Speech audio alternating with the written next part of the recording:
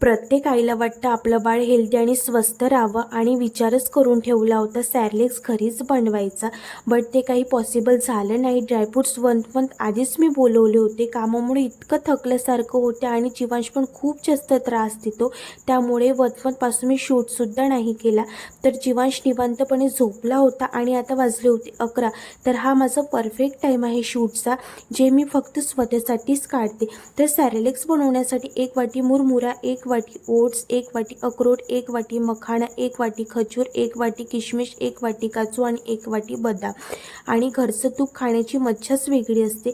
1 चम्मच तूप टाकल्यानंतर मखाना कुरकुरीत आवाज येतपर्यंत छान भाजून घ्यायचं. त्यानंतर पोहा, ओट्स, मुरमुरा यांचीसुद्धा भाजणी अशीच करायची. त्यानंतर ड्रायफ्रूटसुद्धा भाजून घ्यायचे. 6 मंथपासून 1 इयरपर्यंत हे सॅरेलेक्स आपण देऊ शकतो लहान बाळांना. वेट गेन करण्यासाठी हा बेस्ट ऑप्शन आहे. थंड झाल्यानंतर पावडर तयार करून घ्यायचं आणि त्याला छान चाळून कंटेनर बॉक्समध्ये पॅक करून ठेवायचं. मला उद्याच करावं लागेल बारीक, कारण आता 12:30 वाजले होते. करता करता खूप जास्त उशीर झाला होता. तर आज होता बैलपोळा आणि जीवांचा पहिला बैलपोळासुद्धा होता.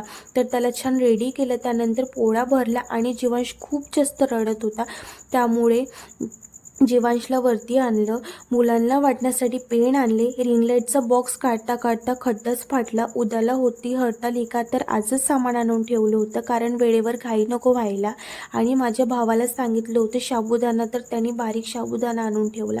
पिंपल्स झाल्यामुळे माझा गाल खूप जास्त पेन करत होता, तर विक्स लावलं, याने कमी होते. तुम्ही पण एकदा नक्की ट्राय करा. Thank you for watching. Bye bye.